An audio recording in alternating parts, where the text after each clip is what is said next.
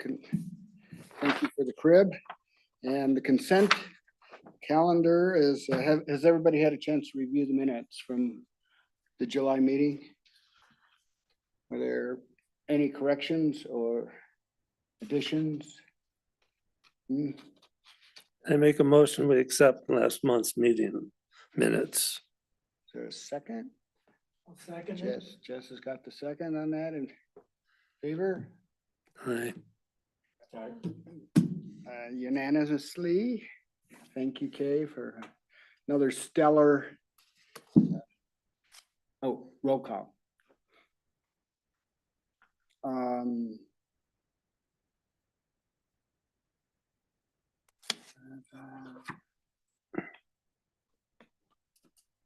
No.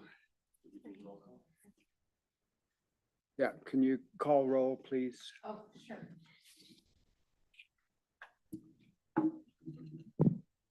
Too far ahead. It's not on your crib sheet. I know, I gotta update that. You know, yeah. I said you, that was a test. Have you read this one? He's got it. Okay. Eric Dow, Here. John Williams, Here. Mark Mahoney, Here. Heather MacDonald, Here.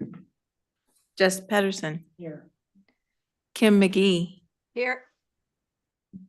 We don't see her, but She's upstairs in the attic. we see your name, Kim. There she is.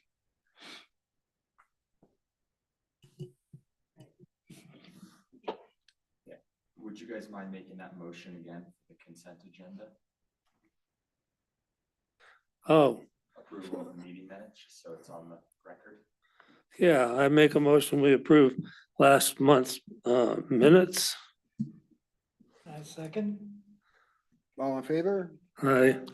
That's unanimously. Oh, this is. So is there any item on from citizens not present on the agenda? Citizens present, not on the agenda. Whatever. No.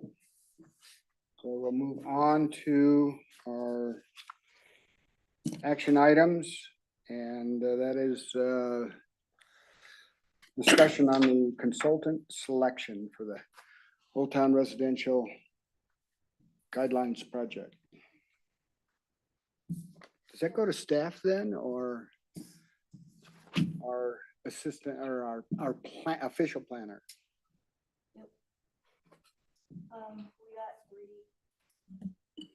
We got three responses and they were all highly qualified. Jared, Kay, and I, John and Jess interviewed them. And yeah, we liked them all, but we all unanimously decided on Reed Architects because of their budget process and just the goal of having design guidelines that reflect the community's values, and also familiarity with our design guidelines and town in general. We can discuss more. Sense of history there, since she was in on the inception of the beginning guidelines, and I think sort of following up on those is would make them more cohesive than bringing somebody else in and having another set of guidelines that maybe weren't reflective of what's happening on Main Street on the HCC. Did she give a timeline, probably with her, initial submission? There was some mileposts, but I'm unfamiliar with what we are expecting.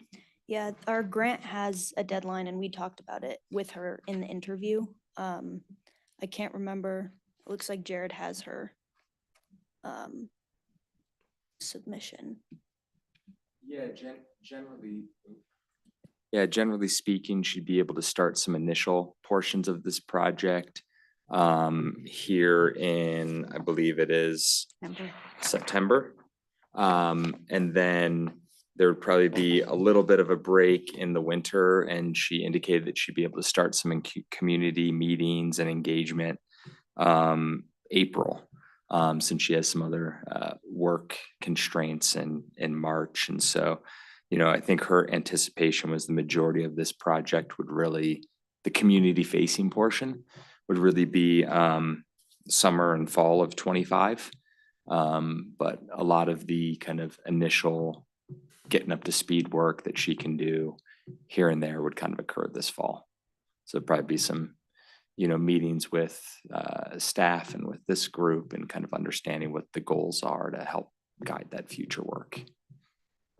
But we haven't got anything scheduled specifically yet, is that correct? That is correct. I think her goal was if she got selected, she could kind of dive into a more specific timeline with us at that point. So for her to get officially on board, we have to officially accept your recommendation, is that correct? Yeah, to execute the contract, which is also included in that. Okay, comments from the commission here? Only thing I have objection to is what kind of format is the final document going to be in? It wasn't really specifically said in the paragraphs. I'm assuming Word again. Mhm. Can we like get it to a nicer format? That is one thing we discussed after the interviews. I think we decided on, because of the low cost, we were willing to go with the Word format. And maybe in the future, we're able to get some more graphics, or, if we ever get programs for the town to, make our documents a little prettier, we can do that. But we're really just looking for the meat of the guidelines and stuff. So, if anyone has anything to add. Well, I would assume that, we are talking about chapter 4 for our, design guidelines. And I would expect that chapter 4 would be formatted visually similarly to the other 3, so that there's kind of a seamless document in the end.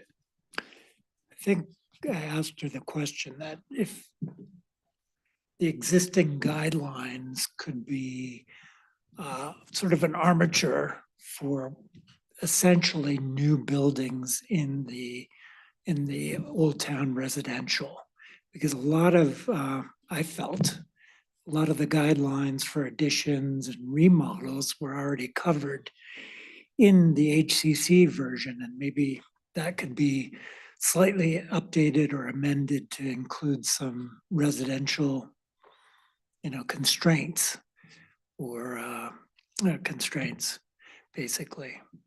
And I think she thought that might be a good idea, but I think, all of us are probably going to meet and have some direction for her. And vice versa. And vice Yeah. versa. Yeah. Yeah. And just to kind of jump in, when we were going through kind of the interview wrap up, I think there was a recognition that we were willing to trade off some of maybe the prettiness of the final document for the quality in the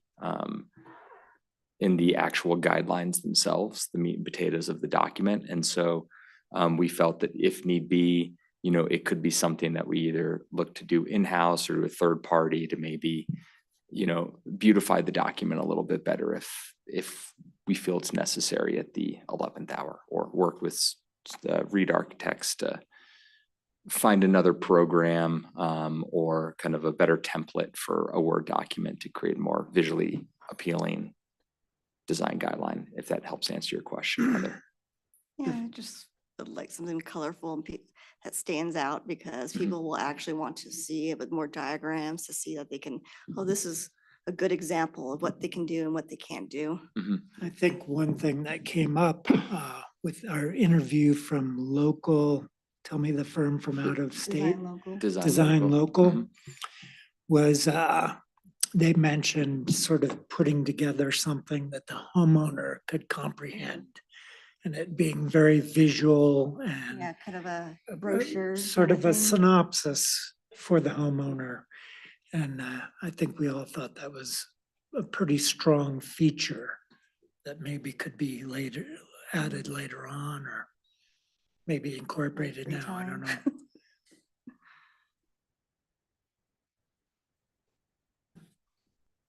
Well, I think it'll take some thought from all of us, and it's a moving target in terms of the end product, I understand, but I'm really grateful for staff in putting together the grant to begin with and putting us in this position.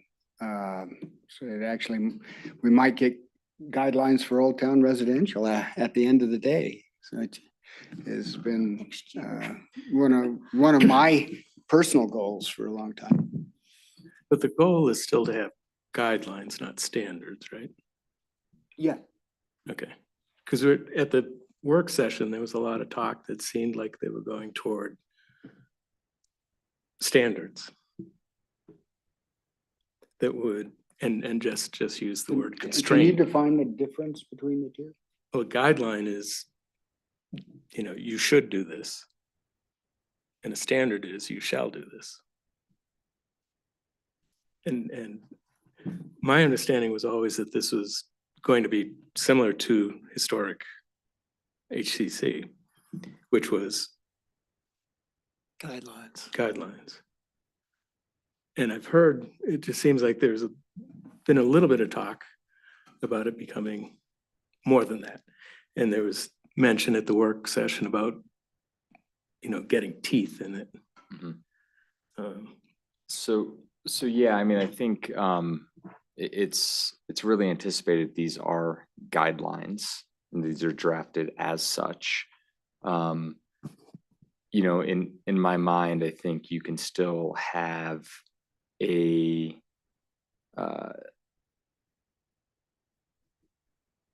more binding review and still use guidelines.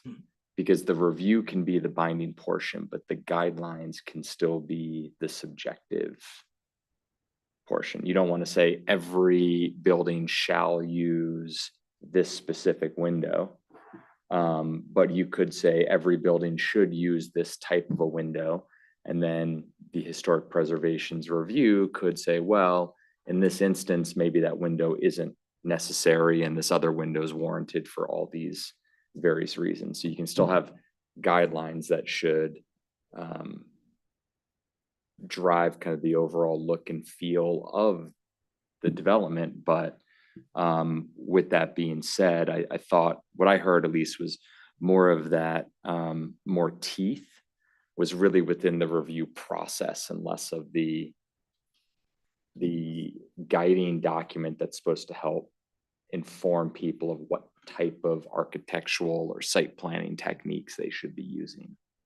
Does that make sense, Mark? Yeah, but I don't, how can we have more teeth in the review than the guide, than the code is providing for?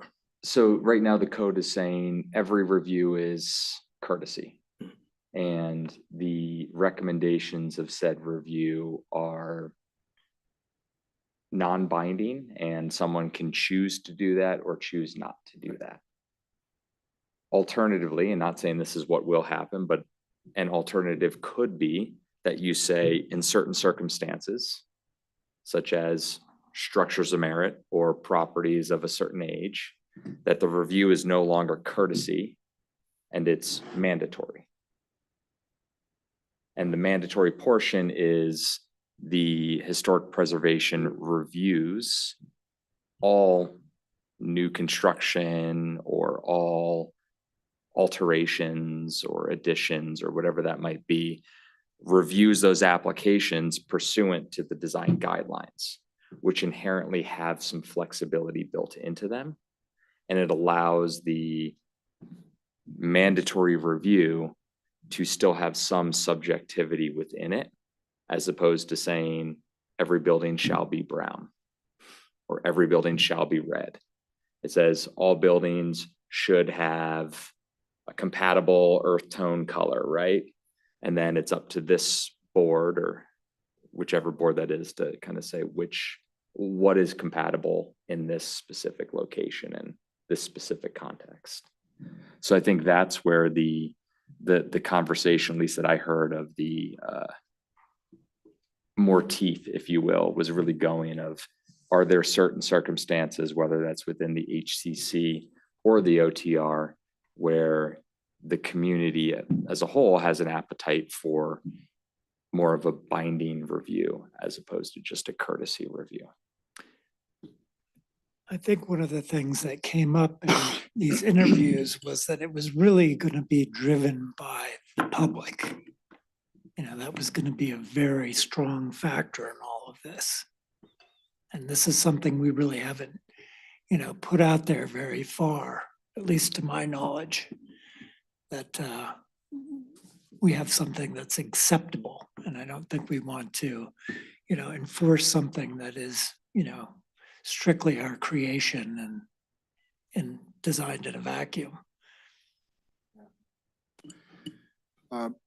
There might be some interesting middle ground between mandatory and courtesy. And one of those instances might be the relaxation of some of the zoning. For example, the amount of permeable membrane that would trigger mandatory review if those you know, zoning restrictions were lifted. I think I'm getting Or- confused in the wording here. There's courtesy reviews, but those are mandatory, are they not? You have to, if you're building a new building, you have to come before this board. In certain circumstances, yes. Okay, There's a But you're not- courtesy review, but you Right. not mandated to. There's a mandatory courtesy review, but you're not mandated to comply. adhere to the recommendations of this board.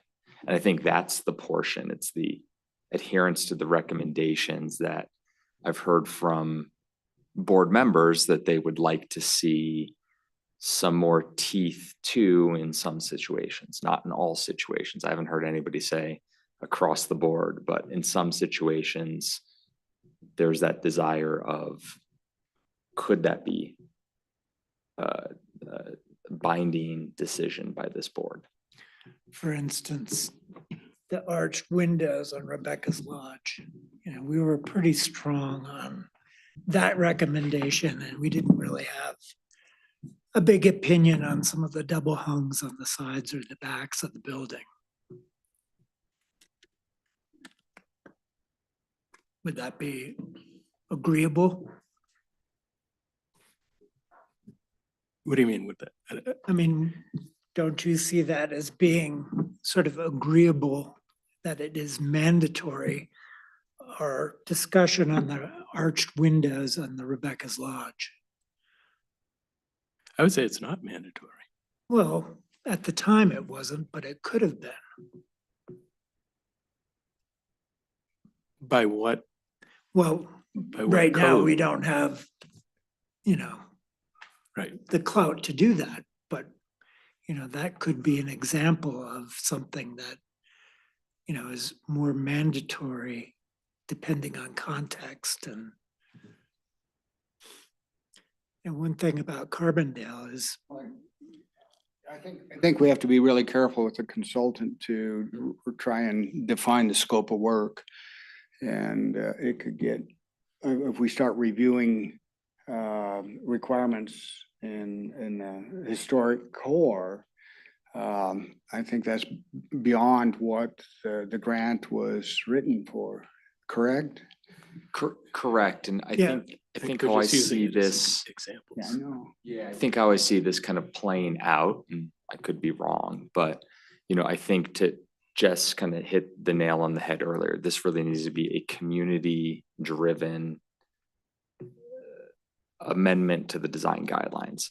I think part of that conversation is going to be probably at a higher level. What is the community appetite for courtesy reviews, for completely mandatory reviews, or something in between? And I think that's going to be part of what we're looking for feedback from the community at large on, not just within the OTR, but holistically. Yes, within the OTR, but I think a lot of that is probably going to get feedback at a broader nature. We might get people saying, no, we don't want mandatory binding reviews within the OTR, but we're more amenable to those in the HCC with regard to facades facing Main Street, just as an example, right? Like the community could tell us that. And I think that's where we might hear some things that might lead to future code amendments. But yeah, the scope of what we're looking for is really just the public process to develop those design guidelines for the OTR, some of which we may have, some of which might be developed. And there might be some ancillary stuff impacting some of the HCC, just because when you open up the document, there's always going to be some tangential guidelines or cleanups that you can do here and there. But I think that would probably be the greatest benefit of this process, is measuring that community appetite for what type of review it could be. And educating the public at the same too. time, because we're gonna have to explain everything, Mhm. everything that we have in our design guidelines currently. Mhm. And I doubt half the people know what's going on. So it seems to me that the sooner we get at least an initial public outreach comments, the better. If we, instead of waiting until April, maybe if we could at least get the ball rolling this fall or winter. And if it's a question of dealing with the overall code and zoning of the town, then yes, we should include everybody in the town. But if we're talking about just specific OTR, then we should only deal with comments from residents in OTR, I think.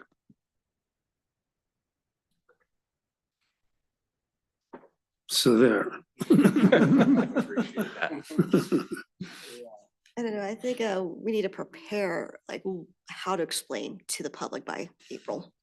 I think that would be a good use of our time during the winter, is figuring out what do you think is they're going to be confused on.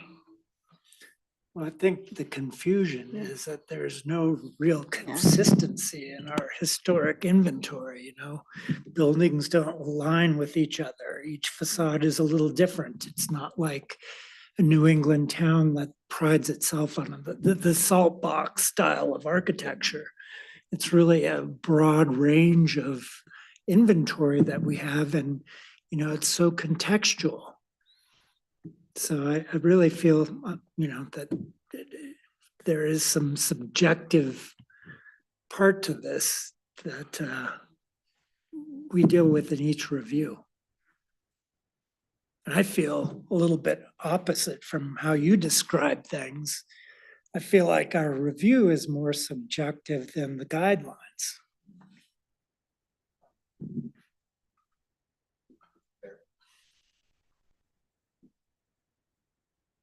So do we have a sense of when we need to get this wrapped up? We signed as soon as possible. Today's the deadline. We asked for an extension. To select a consultant, but the question was, when do we have to have the consultant's work completed to meet the state's requirement? June 1st of 2026. Okay, So we have 2 years. yeah, we're good there. Okay, well then, is there any additional comments from? Just, the I've worked with commissioner? Suzanne on 4 or 5 projects and she's great, Is there- very knowledgeable. I think the feeling I got, she thinks on her feet and she can respond. There's no pre-planned means to an end. So is that a second? Yes, well, I've already recommended her. Okay. All the commissioners in favor of the selection? Yep. Opposed? There you go. Awesome. We will move forward with executing a contract with Reed Architects. So what do you think And the timeline is gonna be? She meets us in October or something? we, November? once we get that, we'll have a kickoff meeting with her and we'll kind of better understand her timeline. And how she kind of wants to approach the inventorying of what's happening, as well as checking in with this board about what those goals and desires are and how we move forward with this. Okay. I'm sure she has some thoughts in her mind based on the last time she developed these design guidelines and what she's done elsewhere. So, give her an opportunity to propose something to us. But yeah, it could be an October check-in, it could be a November check-in. But I'd assume there's a check-in early with this group. All right, moving right along. The second thing on our action item is our budget. Yeah, so we just, in light of the conversation we just had, in light of what I've heard from some of you and, Heather and Jess, kind of your comments about potentially expanding the scope of the design guideline project to include some other ancillary work, we felt it was kind of warranted to maybe do a quick budget update. So to date, I don't believe we've really spent any of our funds. And so again, we wanted to just kind of provide a quick synopsis. The CHPC was allocated $37,000 in this calendar year. 30 of it was really for a log cabin survey, which was pivoted by this board to the OTR design guidelines. And so there's additional budget available for some of these other things or some of these additional services if need be. And it doesn't all need to be spent. We could easily say, well, this project was delayed. We want to request some of this budget in next year's budget to do some of the additional work needed. There's also 7,000 for just general purposes. And historically that's been used for, projects related to structure of merit plaques or printing of documents or covering conference registrations and stuff like that. And so just wanted to give you a quick check-in on that. I think, Heather can probably do a quick update of this, but, we did include some of the information in here about what the estimate would be to print some postcards. And then John, I think you'll probably have a little bit of an update on the structure of merit plaque, but we've included some information in there on, what we're guesstimating some structure of merit requests would be. So, I don't know, we can do an order, maybe first talk about the walking tour postcard. So here's a mock-up of the current version that I was fiddling around the last 2 days. I try to match the color on the back as what I had on the front as close as possible. Since Ellie gave me the Illustrator file, I was able to go in and change the colors. And since you cut it off a little low, I wanted to make sure we had enough space for bleeding because the way it's cutting off, I think just using the work printer right now, it was 1/8 off on each side when it was printing. So I don't know how Dan Bullock is the person that's going to be printing it, how his setup is. But he told me that there was no difference in price between having a border or a bleed out to the end, which I think it looks a lot more nicer when we have the bleed. He told me that what we were doing for 100, 200, 300 quote, so we can decide how many we want to do. If we approve it, I just need to get a few more minor corrections on here, and we're probably really close to being ready to print out. If everybody's happy with what it looks like right now. Comments? These are gonna go out to only the structure of merits, or they're gonna go out to everybody? I thought it was like the pile here in the Uh-huh. lobby, Yeah. Chamber of Commerce, any other place that we can think of, Third Street Center. Okay, Chamber of Commerce?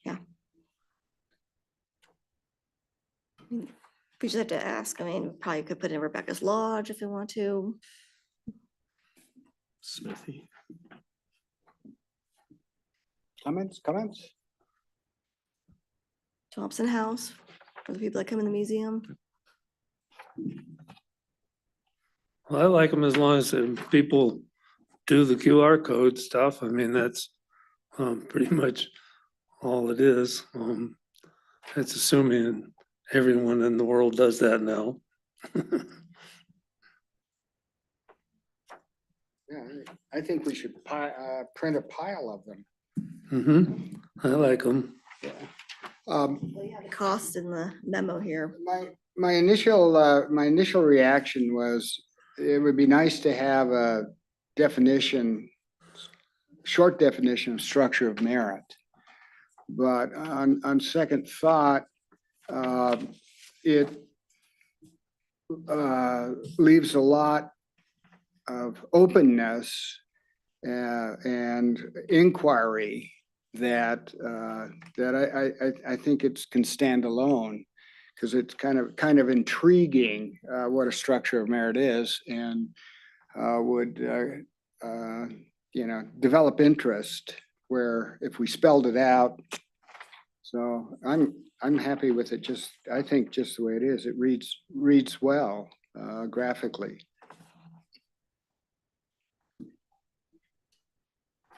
One thing that you could add is a link to the town's, the Historic Preservation Commission webpage, because structure of merit, all of that information is linked, is there on the webpage. The plaque So, application program and application. all of that. So I think that would be a nice. A lot of like space in the back. I figure we're gonna have to either put a website or a QR code. I wasn't sure of what we were doing on that part. Well, it could be just a www right Do the underneath front here. too. Yeah, right under here. It gets you. Yeah, I think that's a good easy. suggestion. Eric, you're thinking on the front below historic Yeah. Carbondale, just a web address? Yeah, Okay. yeah. Just right on the front. Yeah. So I'll just go link up to the historic preservation page. It's kind of long. We might be able to create a, QR like, code, like no, maybe. one of those like short, Okay. yeah, tiny URL.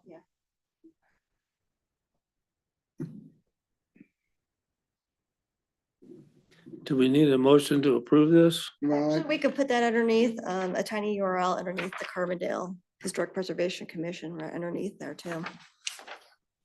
Oh no, look at this, plenty of white space too. Is there any other comments? I mean, John, I hear you that not everybody is into QR codes. I respect that. And I just looking for other options to get people, would just a web address be something that would work, or is there another way of? Just send them to the website, I guess, and have it explained on the website. Okay, You got more space there and you can discuss it better. we can certainly do This that. is a postcard. We don't want to put too much words on there. People are just gonna get Yeah. bored after that. But yeah, we could include your cell phone number. You could do the guided tour. Yeah, let me give you my new number. Things we can do is like make flyers and brochures of what is a structure of merit and all that stuff. That's like farther down the line, like when during the design guidelines, we should be probably working on other stuff to keep adding in. The word registered is misspelled. Thanks. I know, Kim, you're not seeing this. Did you email this out to everybody? You guys got Yep. like an email last night, and it's basically the same. One was like grayscale, the other one was colored. And only thing different was I fixed the back because apparently I had the wrong setting on one of the layers. I don't know if you have any thoughts or comments on it.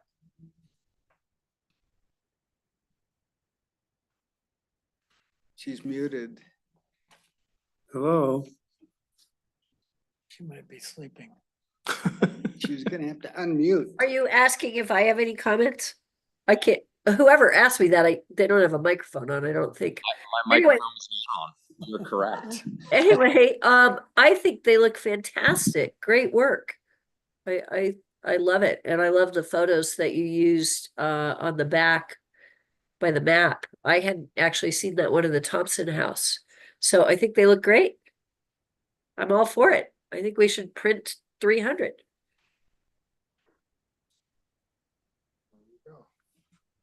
Okay, well, is there a motion?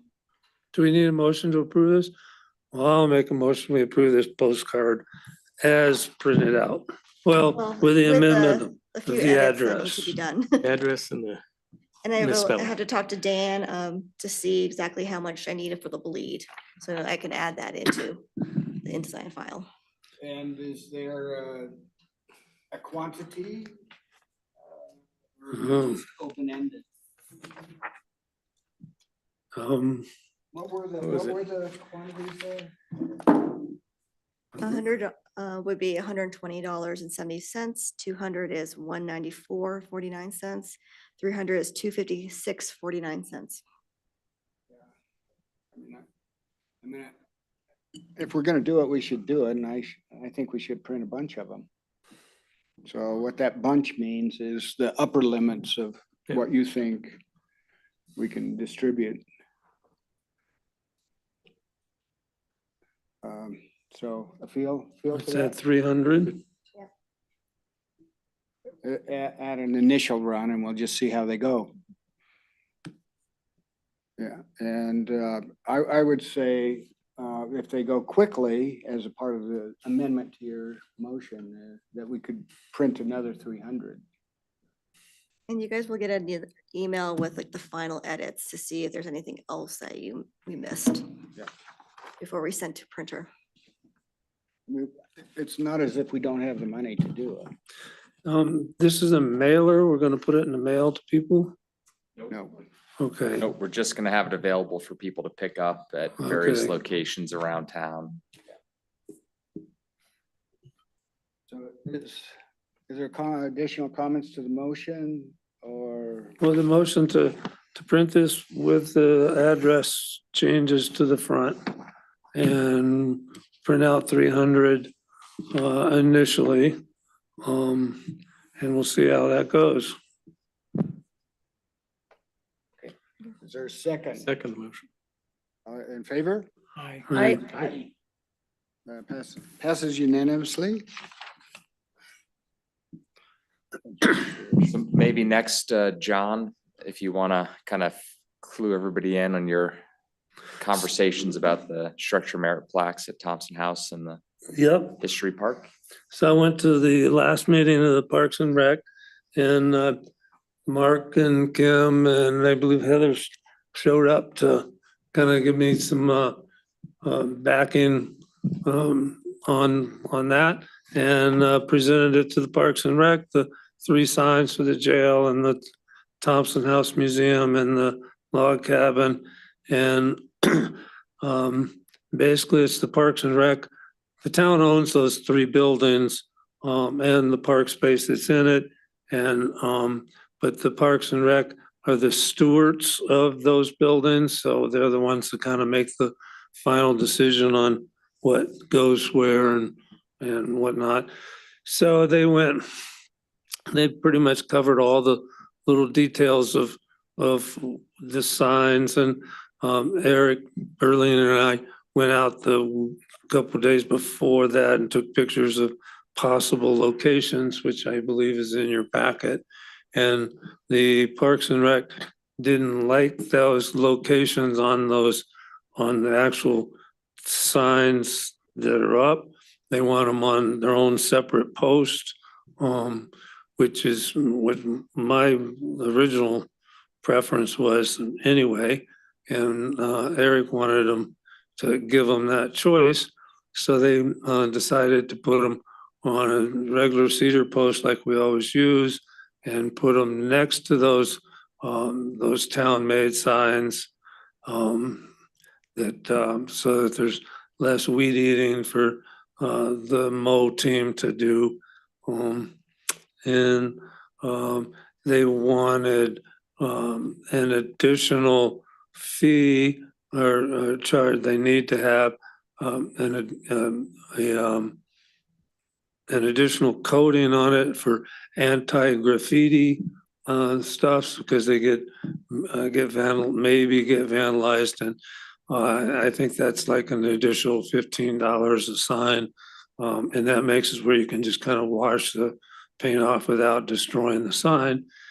And we're going to go around the corners of all four corners instead of the sharp right angles that they're at, just because it's going to be in a public space as opposed to private homes.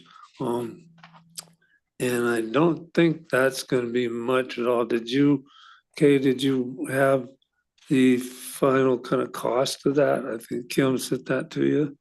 It's in the packet.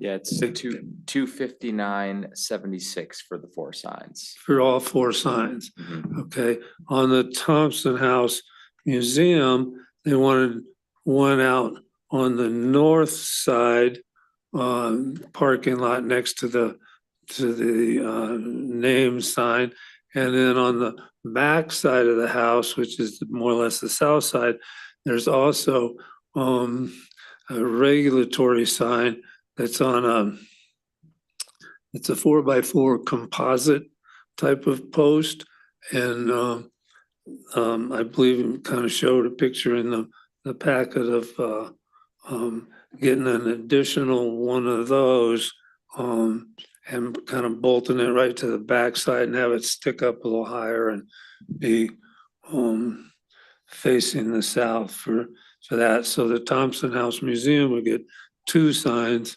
whereas the jail and the cabin would get 1, and that would be mounted on a single post, 2 signs on 1 post, which is no big deal at all. So that's Parks and Rec approved all that with the contingency that this commission approves the additional funds, which is what we need to do tonight. I don't think I left John, anything else. who's going to write the copy? Is that Kim? So or Kay does that, just like it's anybody else's thing. She takes the verbiage that's in the survey and edits it down to the size that'll fit on the sign. And then we'll put it out to the homeowners. In this case, it'll be the Parks and Rec.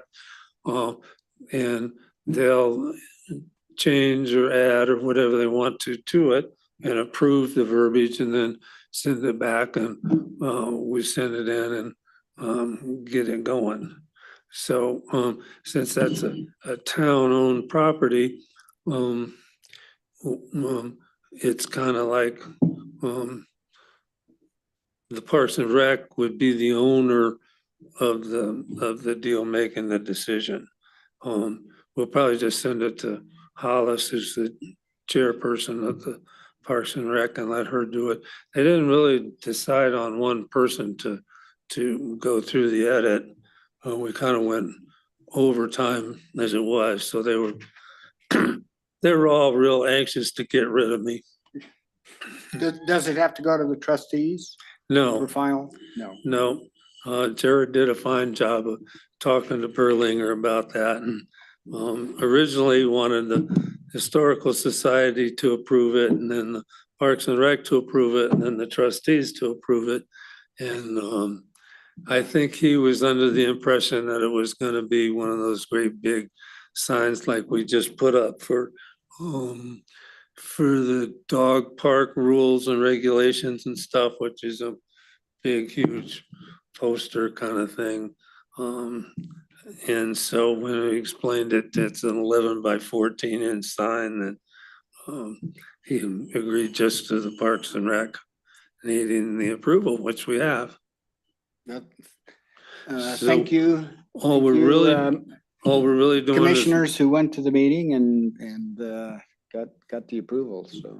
yeah, so tonight we just need to approve the additional cost for the corners and the extra graffiti thing and the one composite post to go on the south side. Is there a motion to approve the I move to cost approve of the the cost. signage, the town signage? I I'll move, second. Jess has a second. In favor? I, Aye. Opposed? Okay, it carries. All right, And then on to the staff report. So we do have two more items before we get there. Really? So in that memo, we've also received three applications for structure merit plaques for 75 South Third Street, 410 Garfield, and 86 South Third Street. And so right now, those are the more traditional signs. Each sign's roughly $45. I'll round up to 10 cents.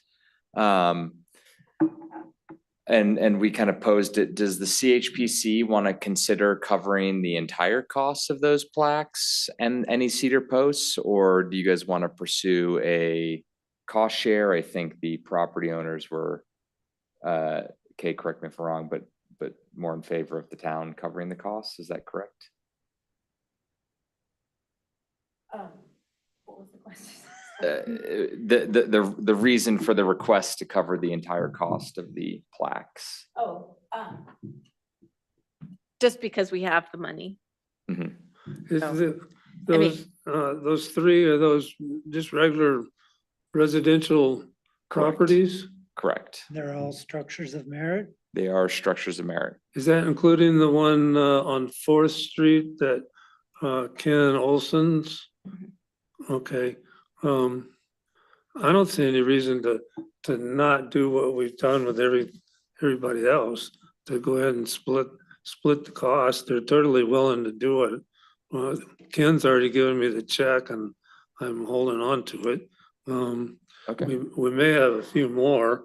The deadline is August 12th. Pardon? The deadline for applications is like in a week and a half. Oh, I guess I better get busy. I got two more places I want to go talk to.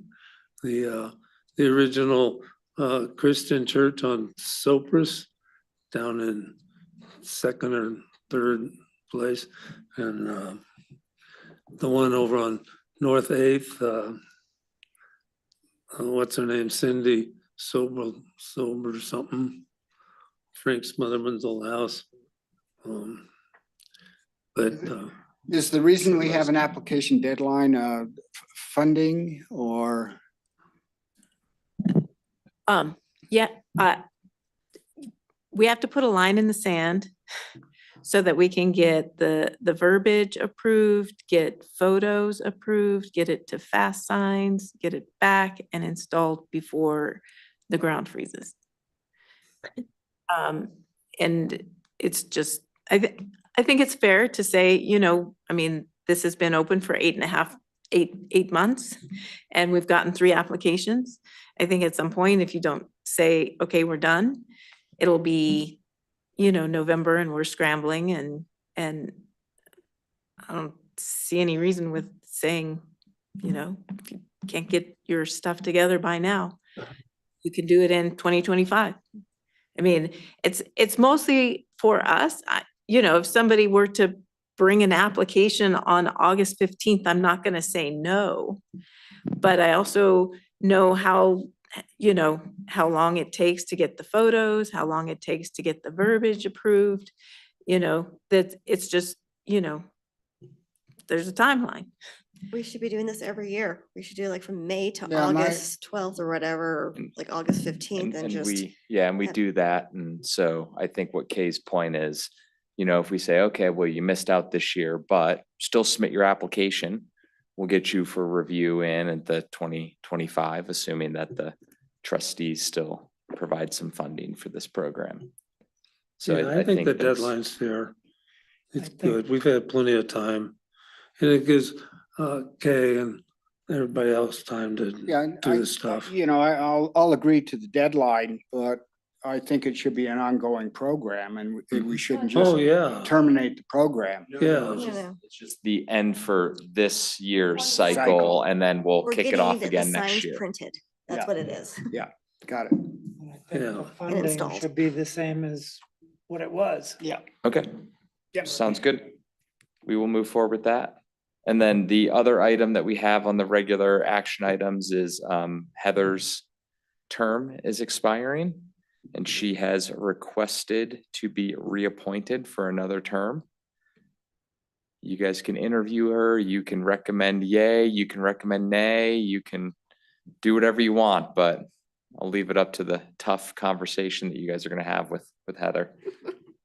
You can still take pictures? Okay, I'll I recommend already we took keep the it. pictures for like the 3 applications. I just haven't photoshopped and sent it to Kay yet. Okay. Get a recommendation from you all, we can get it on the next trustee agenda and have her formally reappointed.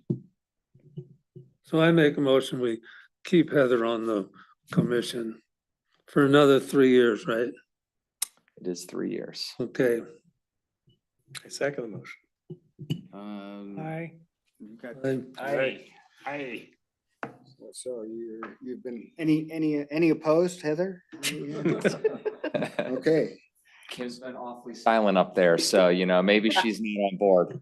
No, we love Heather. She can't go anywhere. The voice in the attic. okay. Staff report, do you guys have anything?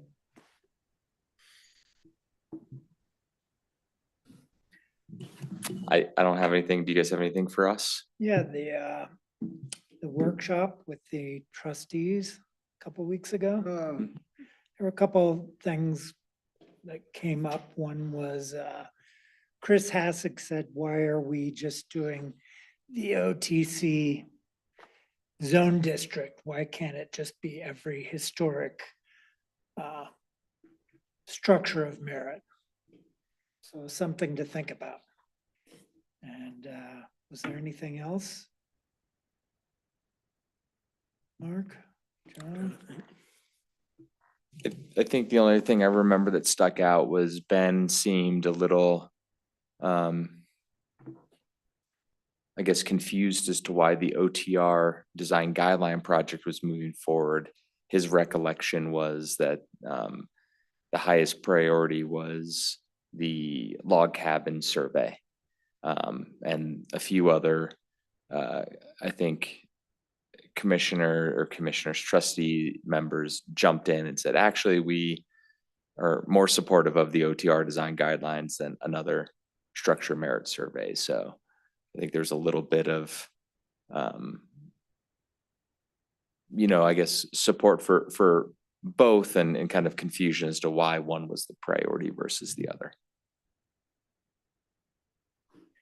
And then there was something about the letter to the Forest Service and Oh, we had the yeah. right to send it on to the Forest Service directly as opposed to going through the trustees for approval. And that seemed more lawyerly than I'm capable of. Yeah, I don't think there was much, I don't think there was much outcome that we got from that, but I certainly heard that there were some trustees who supported the HPC providing a letter to the Forest Service in that instance, and there were others who preferred the path that the town ultimately chose. So it seemed like there was, again, a little bit of uncertainty among that group. So So Eric's letter was included in the packet. And Ross Cribb spoke right up, kind of admonishing the trustees a little bit. I think he did a fine job of presenting our position to the trustees in a lot more politically or correct manner than I was about ready to do. So I kind of left it at that.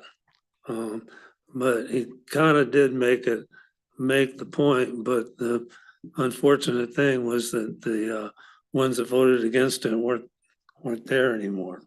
So we kind of got our point across, and we kind of left the door open to where something like that happens again, we'll have more support. We also made the point that we're not beholden to the Board of Trustees in situations like that, that we can act as a separate entity, and we don't need their permission or approval to go directly to the Forest Service. Yeah. And I haven't read in a while, the duties and responsibilities of this board. But I think it was number 10, I think he said. That was the opinion of one trustee though. Yeah, I think that was his His opinion of, interpretation of it. Yeah. yeah, And that's what I'm saying. exactly. And so I haven't read them. I wouldn't say that is, He wasn't speaking for the whole board. yeah, nor would I say what his opinion is. It isn't the majority opinion or not the majority opinion of the board. I think they just allowed him to share that thought. And I think if a situation like that came up again, he would probably advocate pretty hard for having a more in-depth conversation about can or cannot this board provide independent thoughts on a project like that. And so I think that was kind of my takeaway, at least, is there's at least a willingness at that level to have that conversation again.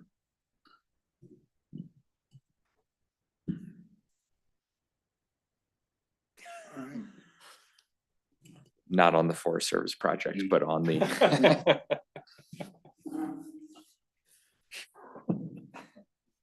Okay, anything else from anyone? No? No, it's been a very, what? Any staff? Yeah, thank you for the staff reports. And if Anything there's coming up nothing, in the next couple of months for yeah, us to review? No? No. we anticipate a future application on the Clay Center project. So I expect that will come back as a formal application. I don't know when, they haven't submitted anything. So but I think that is about all that I know of at this time, or could think of at this time, that would come back before this group. okay. Is there a motion to adjourn? I move to adjourn. Mark makes a Second. motion. Second? Jess is a second, and all in favor? Aye. Thank you, Kim. Hey, I'd just like to say that that band that they added on the Dingle building looks so fantastic. It looks very much like the picture on the postcard. So if you haven't walked by lately and you haven't noticed it, check it out. Well, and the dog likes it too.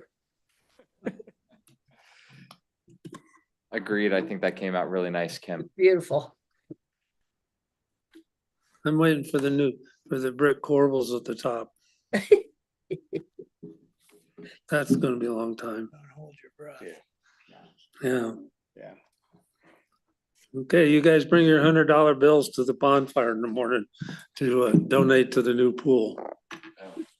Fun. Yeah. Oh.